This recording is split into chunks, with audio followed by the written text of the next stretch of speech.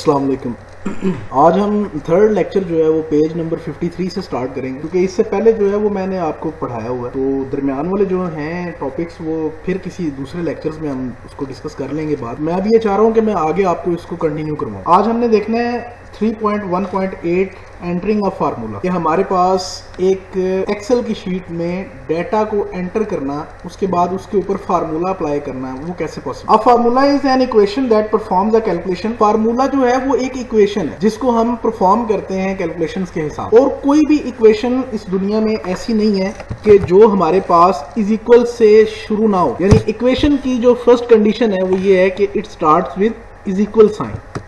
Using values in the worksheet, अब हम जो कैलकुलेशंस करते हैं वो हमारे पास वैल्यूज पे होते हैं। देखें, डेटा हमारे पास दो तरह से होता है, एक होता है मैथमेटिकल और एक होता है टेक्सचुअल। टेक्सचुअल डेटा के ऊपर भी हम फार्मूलाज अप्लाई कर सकते हैं, लेकिन जो कैलकुलेशंस होती हैं, जो हिसाब किताब होता है, वो हमेशा हम वैल्यूज के ऊपर करते हैं। यानी मैं ये आपको बताना चाह रहा हूं कि हमारे पास दो वैल्यूज हों 13 एंड 15, हम इन दोनों वैल्यूज के ऊपर कैलकुलेशंस कर सकते हैं, इसको प्लस माइनस कर सकते हैं।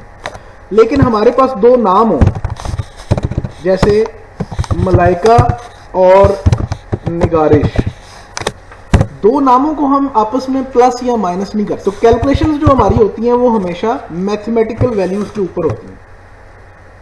A formula always begin with a equal sign. अब फार्मूला जब भी हमने लिखना है तो वो हमारे पास इक्वल साइन से शुरू किया जाएगा। इसके अलावा अगर आप लिखते हैं तो फार्मूला नहीं रहेगा। जैसे मैं कहता हूं कि जी हम दो वैल्यूज को प्लस कर दें, यहां पर हम इसको सम करवा लेते हैं, तो मैं लिखता हूं सम ब्रैकेट स्टार्ट।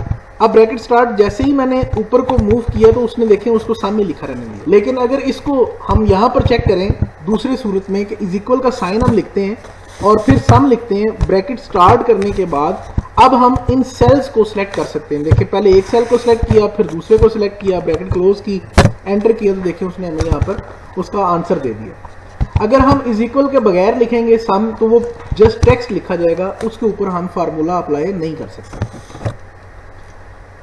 तो इस बात का आपने ध्यान रखना है कि हमेशा जब भी फार्मूला लगाना है वो आपने इज इक्वल के साइन से स्टार्ट लेना है। एग्जाम्पल उसने दे दिया है कि एग्जाम्पल में आप 23 प्लस 29 कर रहे हैं, यानी 23 जमा 29 कर रहे हैं। इसी चीज को आप सेल एड्रेस की मदद से भी लिखें। नेक्स्ट पेज पर आ जाते हैं। To enter a simple formula that add two numbers in two cells. यहाँ पर हम दो वैल्यूज लिख रहे हैं सिंपल सी, और उनको आपस में प्लस करने का तरीका समझ रहे हैं। Click the cell where the formula will be entered. उस सेल पर क्लिक करें जहां पर आपने फार्मूला एंटर करना है। फॉर एग्जाम्पल D3 उसने एक सेल का रेफरेंस दे दिया है as shown in figure 3.12। Figure 3.12 अगर आप देखें तो फिगर 3.12 आपके पास ये वाली बन रही है। इसमें उसने पहले हमें दी है एक वैल्यू जिसको उसने लिखा 45, फिर उसने दिया 35, और फिर यहाँ पर उसने फार्मूला लिख दिया है जो कि लिखा हुआ है is equal B3 plus C3। अगर आप बुक से देखेंगे तो आपको क्लियर पड़ा जाएगा B3 प्लस C3 लिखा हुआ है।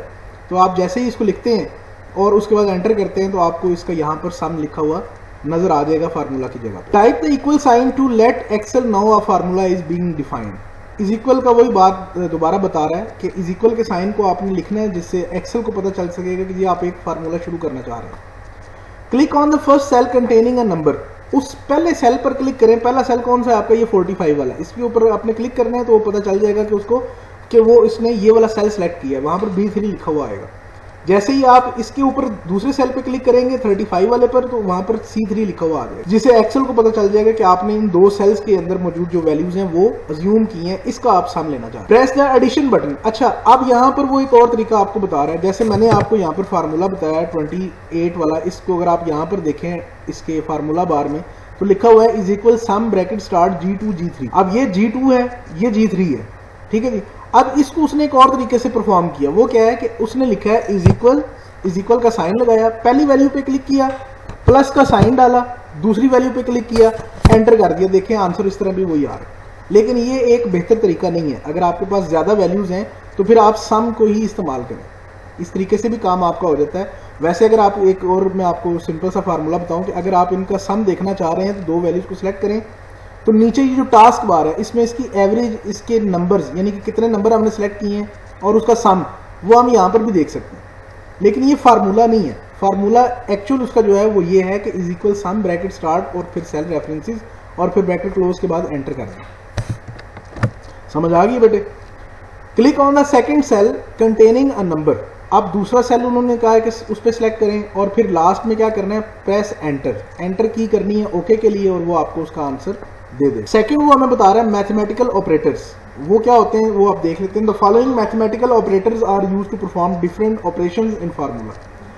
हमारे पास मैथमेटिकल ऑपरेशंस कौन से हैं? एक हमारे पास एडिशन का है, फिर सब्ट्रैक्शन है, फिर मल्टीप्लिकेशन है और फिर डिवीजन है। ये हमारे पास अरिथमेटिकल ऑपरेशंस होते हैं। मिसाल के तौर पर आपको क्वेश्चन आ जाता है और आपको कहा जाता है कि जी फॉर एग्जांपल मैं आपको यहाँ पर लिख कर ही बताता हूँ क्वेश्चन एक, कि कैलकुलेट या write a program to calculate the sum of two numbers.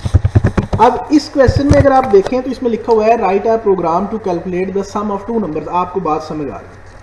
और अगर यहां पर लिखा जाए write a program to calculate arithmetic operations. अब अरिथमेटिक ऑपरेशंस में क्या हो रहा है? अब यहां पर वो आपसे चॉइस पूछ रहा है। चॉइस कौन कौन सी है? या वो आपसे पूछ रहा है कि जी आप इसको प्लस कर दें, ठीक है जी, या वो आपसे पूछ रहा है जी इसको माइनस कर दें, या वो आपको कह रहा है इसको डिवाइड कर दें, या वो आपको कह रहा है कि इसको आप मल्टीप्लाई कर दें। यानी आप इन चीज़ों के ऊपर फोकस कर रहे हैं। तो ये आज का हमारा टॉपिक है, आज का हमारा छोटा सा लेक्चर है। 3.19 को फिर हम नेक्स्ट जो है वो उसमें कन्वर्ट करेंगे नेक्स्ट लेक्चर में। तो इतनी आपको बात समझ आ गई है। इसके बाद फिर आगे हमने कुछ फंक्शंस और मुझे याद है कि मैंने कुछ चीज़ें आपको पढ़ाई हैं।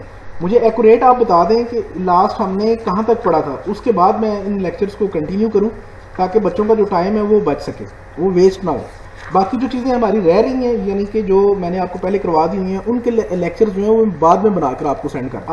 आप मुझे बता दें कि आपने लास्ट जो है वो कहाँ तक पढ़ा था, उसके आगे फिर हम स्टार्ट कर। मैंने तो आप लोगों को काफ़ी हद तक जो है वो काम करवाया हुआ है, मुझे याद है। अभी आपका पता नहीं क्या सिचुएशन जो है वो स्कूल में चल रही है, तो कुछ बच्चों की रिक्वेस्ट है जिसकी वजह से मैंने आपको वीडियो लेक्चर जो है बनाकर देना शुरू कर दिए हैं। तो बाकी जो आपको मसला हो, प्रॉब्लम हो, वो आप मुझसे शेयर करें। इंशाल्लाह जब तक अल्लाह ताला मुझे सेहत तंदुरुस्ती अता फरमाए मैं आपके साथ मुकम्मल कोऑपरेट